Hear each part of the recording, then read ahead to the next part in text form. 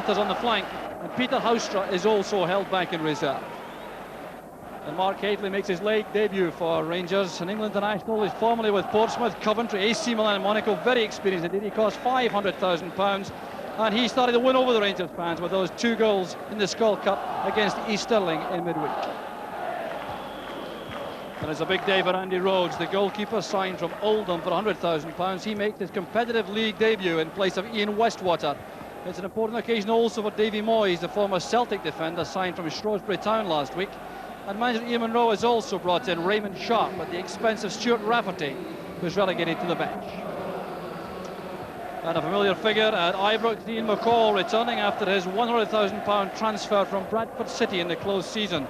He started his career with Queen's Park before moving via Dunfermline to Rangers for £200,000. And the referee this afternoon, Mr. George Smith from Edinburgh, who was the Scotland representative at the World Cup in Italy. There's no mistaking that special opening day atmosphere with warm, balmy overhead conditions. The pitch in absolutely magnificent condition. And at Dunfermline here to spoil the party if they can.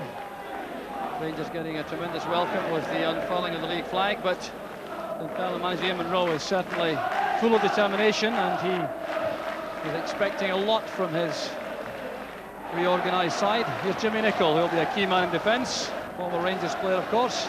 The first touch for Andy Rhodes. This is Tom Wilson. Lost Jack with the header, and there's Cosma. And Terry Butcher coming across. Getting some help from John Brown and then from Chris Woods. So Dunfermline settling down early with a 3-man central defence, 4 in midfield, and committing 3 men to attack. Well, that certainly is making a statement to Rangers. There's Trevor Stephen with the early snapshot, causing no problems for Andy Rhodes in the Dunfermline goal. Boris Johnson forced by the new rules to wear his stockings up to his knees and to wear shin guards. Well, his preferred style is to have these socks at the ankles. There's Moyes. Brown's header.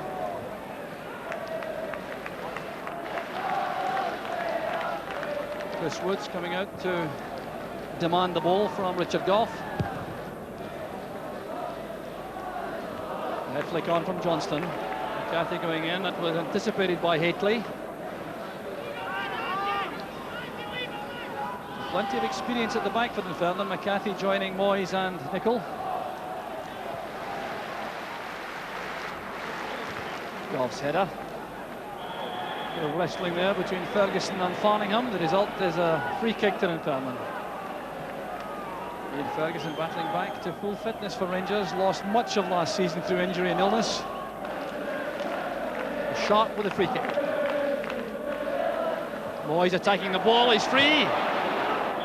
And a misunderstanding there in defence between Butcher and Spackman. There's an inquest going on there, but Davy Moyes almost had an open shot at goal there.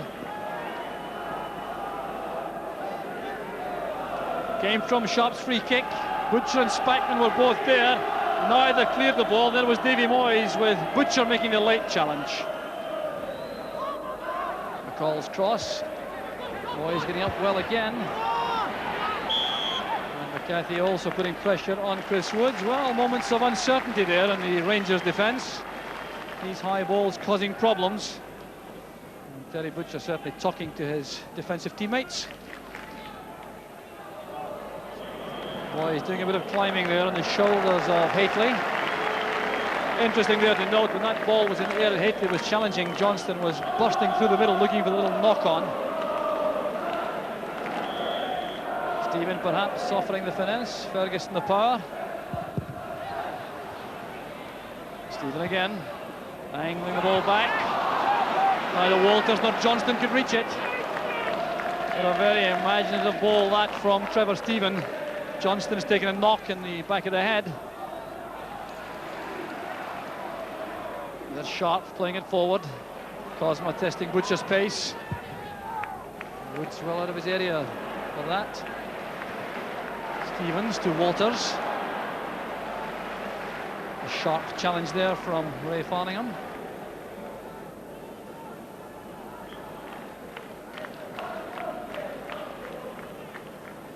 Stevens looking for Hateley. Dunfermline have coped very well indeed in the early stages with the menace provided by Hateley and Johnston.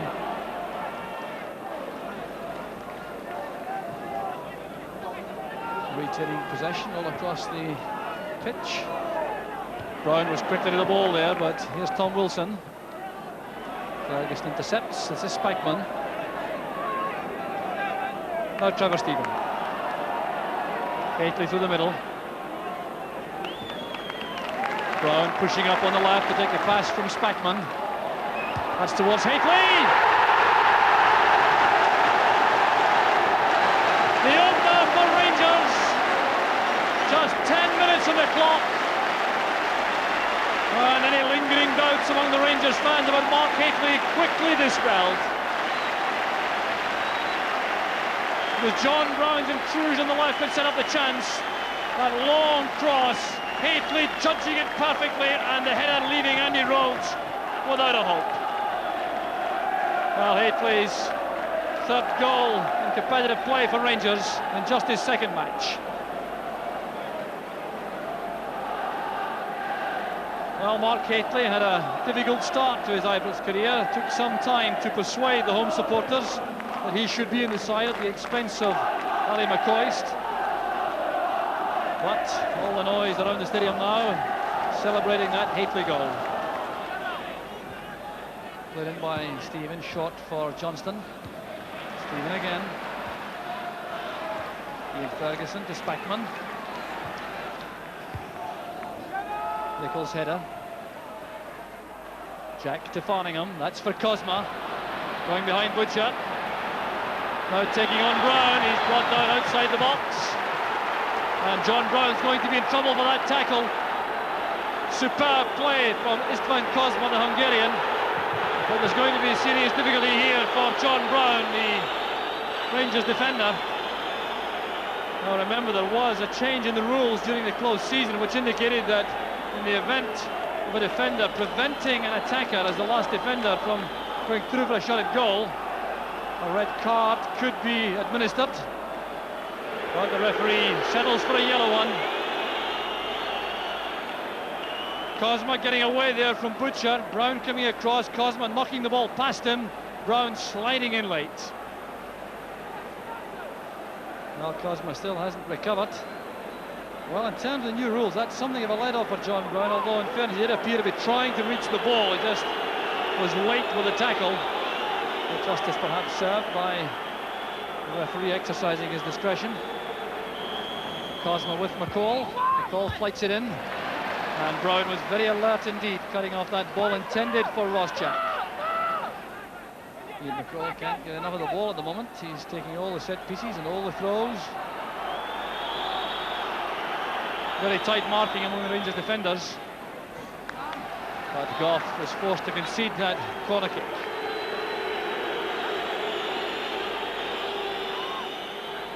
So Dunfermline now have the chance to push players forward. McCarthy on the near post, Moyes at the far corner of the box. Played in by Cosma. Helped on there by Butcher as far as Paul Smith. Ricochet there, it's turned in by McCall. And Dunfermline are back on level terms. A moment to savour for these Dunfermline supporters and for Ian McCall in particular, returning to Ibrox and snatching the goal, which brings Dunfermline back on level terms. Butcher with a head flick on from the corner. Paul Smith now driving this into the area. Rangers unable to get the ball clear, and there was McCall to knock it home from point-blank range. Well, what a moment for Ian McCall. Always looking to prove a point here at Ibrox. Felt he could have made an impression as a first-team regular. Didn't get that opportunity. And now has pulled Dunfermline right back into the match. Not quite what Jack intended, but Johnston returns it to Wilson. Good support play there by Paul Smith for Dunfermline. Using Cosma as the decoy. Tom Wilson's cross. Gary Stevens at full stretch, there's Sharp. And a good interception there by Ferguson. Fine play again from Ferguson, releasing Walters on the right. Hateley going to the right flank, Johnston's through the middle. Down goes Walters. And here's a problem for Murray McCarthy, who was involved a few moments ago with that tackle on Haitley, and the referee has decided enough is enough. Well, a fine move it was from Rangers, inspired by excellent work from Ian Ferguson, who worked it out of the box and then laid that on for Mark Walters. And when he attacked Murray McCarthy, that was the result.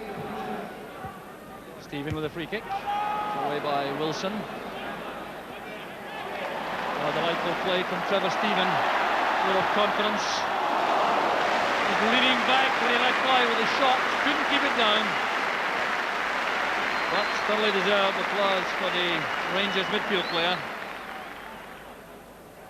Good play from Goff. Using Butcher at the back.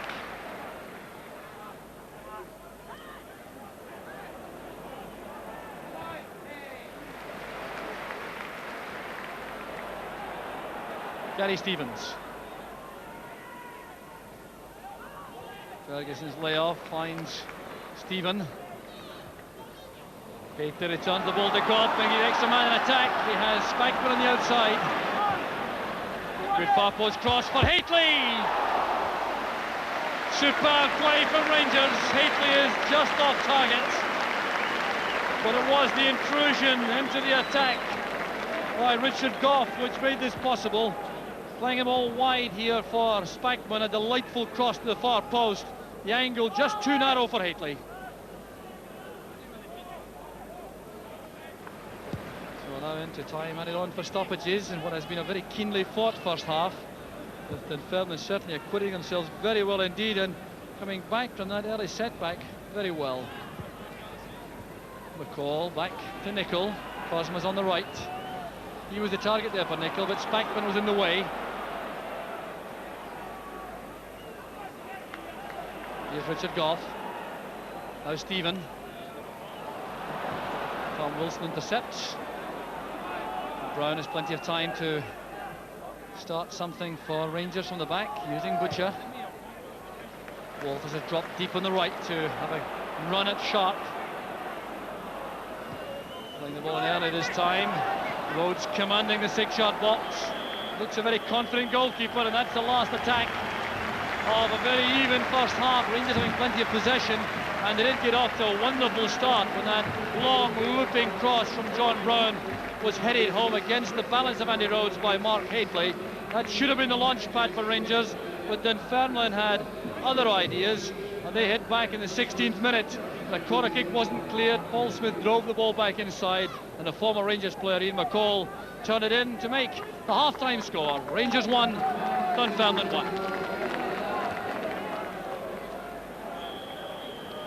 Rangers have been notoriously slow starters in the league in recent seasons, and that early goal from Mark Haitley certainly was a major boost to them, but Dunfermline have looked extremely well organised and determined. And Andy Rhodes did well there to keep that ball in play without conceding a corner kick. He's had a good first half and looks very confident. No chance with Haitley's header. There's Ian Ferguson trying to release Walters on the right. Walters pushing forward. Rangers will undoubtedly want to have Walters driving forward on the flank to support Haitley here, and Johnston in the middle.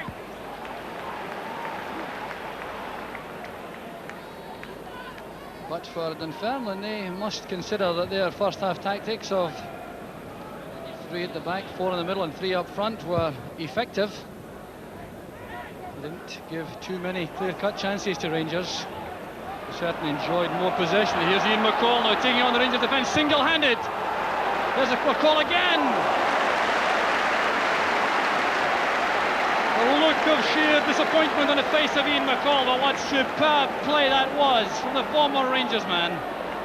Going away there from Butcher, going right through the gap. As the ball broke to him, he scooped it up with the left foot, but Woods was in just the right place for Rangers. There goes Walters with a shooting chance.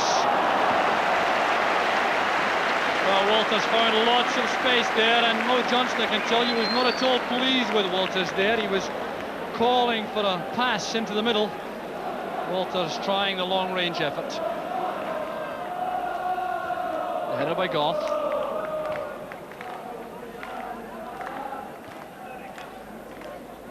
Hateley trying to turn away from Moyes.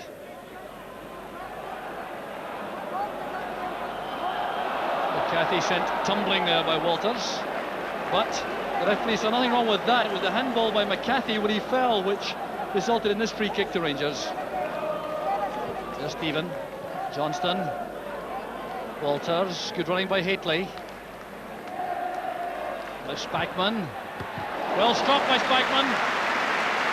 Rhodes made that look easy because of his excellent positioning. He looks like a good goalkeeper, Andy Rhodes. Hateley did well setting this up for Spackman, who drove inside, let fly with a lot of power, and Rhodes goes across. He looks like £100,000 well spent. Stevens, easily cut off by Farningham. Cosma goes through the middle. There's McCall coming from the left. Tempted Goff into the tackle. Good play by McCall.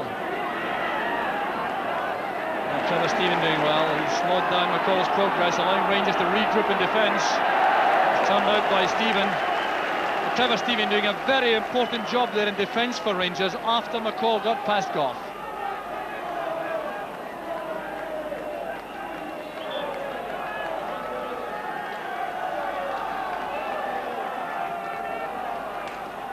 Here's Raymond Sharp with the throw. Cole failed to control that. Headed down by Moyes, straight to Goff, who was sprinting out of defence to follow that Rangers clearance. Here's John Brown doing the same on the left. Ferguson reacts to a call from Trevor Stephen. Here's Johnston. Now Goff. Walters. Great save by Rhodes. Andy Rhodes showing his value once again to Dunfermline. This was great play from Rangers. Richard Goff's intrusion again, creating the extra man, and Walters whipping that shot in. Rhodes at full stretch.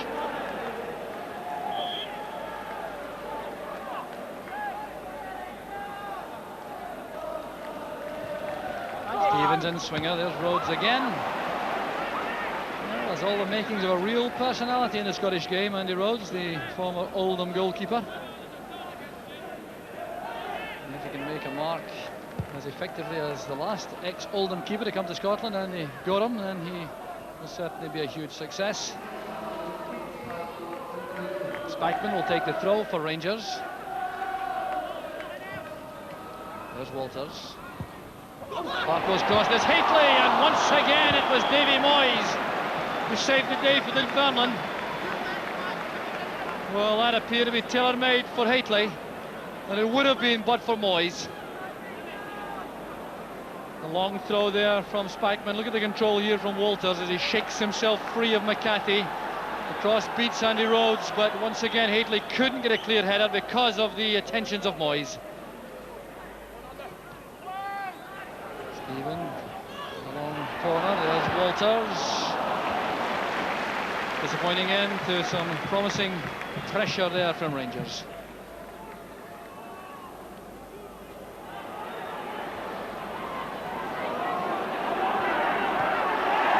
Tackled there by Stevens. Wilson to Cosma.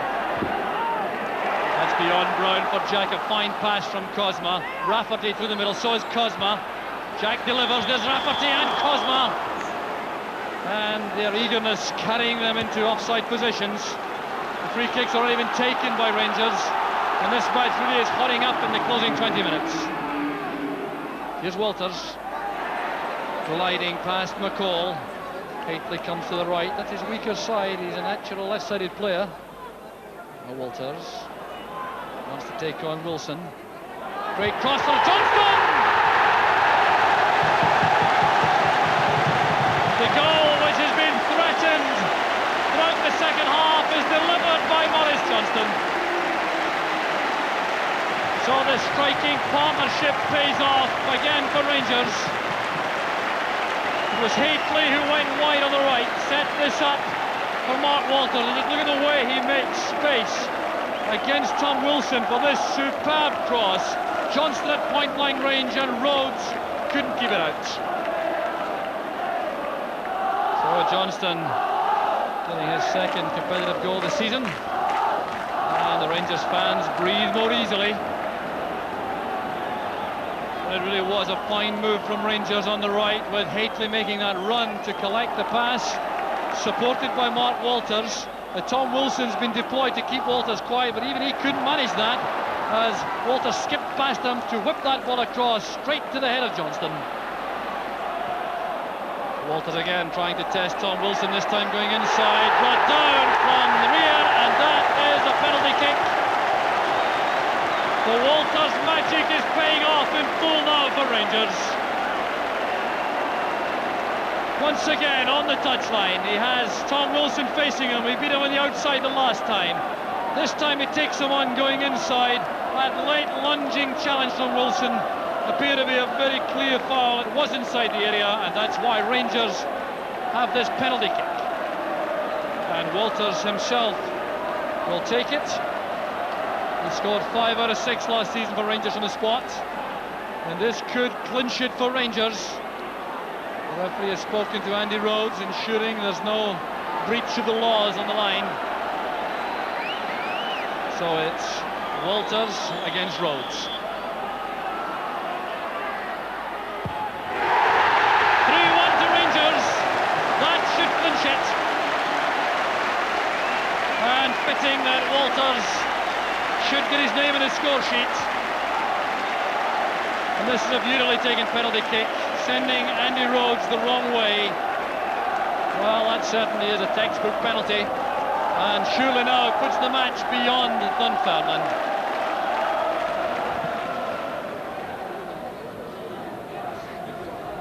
Headed down there by Butcher to Brown. Houstra's in space, McCarthy goes across. Plenty of players waiting in the middle. One of them is McCoist. Touched away there by Haitley from the keeper, but no taker in a blue jersey. There's Backman. Houstra again with lots of space.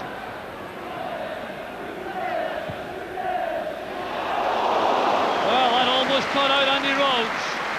An inventive little chip shot that from the Dutchman. Well, you see here as he comes inside, he's shown inside effectively there by Stuart Rafferty. Sees the keeper off his line, tries to beat him at the far top corner and almost makes it. Secure play there again from Butcher. Brown lofting it forward, this time it's Johnston who's offside.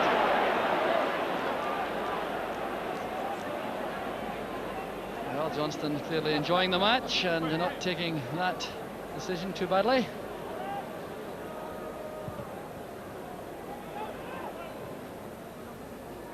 Butcher quite deliberately nodding that to the flank for John Brown. So we're now going into any time added on for stoppages. There hasn't been much of that this afternoon, but the Rangers fans savouring what has been a very convincing performance from the champions. Here's Stevens still in possession. Houstra calling for the ball on the far side. Looking to deliver across, and it's blocked by Nicol for the corner kick. So a last opportunity, I reckon, for a goal in this match, which has been full of interest and full of entertainment. Dominated though in the second half by Rangers. There's Houstra. Brown coming in very fiercely there as Irons heads that out. There goes the final whistle. An excellent performance from Rangers, starting the season with a bang. They found that difficult in recent seasons, but they owed it all in the second half to the magic of Mark Walters on the flank. He was the player who eventually tore Dunfermline apart, and in the end, Rangers running out convincing and very assured winners. Dunfermline battling hard, they certainly weren't disgraced, but Rangers good value for the final scoreline. Rangers 3, Dunfermline 1. Trevor, you're making a habit of those Man of the Match awards. How many is that this season? That's 3 out of 4 appearances so far, but the pleasing thing is that we're doing quite well. You know, I mean, we had two rather unfortunate results in pre-season, but we've started to get it right just when it matters, so we're quite pleased. It was a very good team performance, as you say, right through the side. There really wasn't a weakness today, and that's very pleasing, isn't it?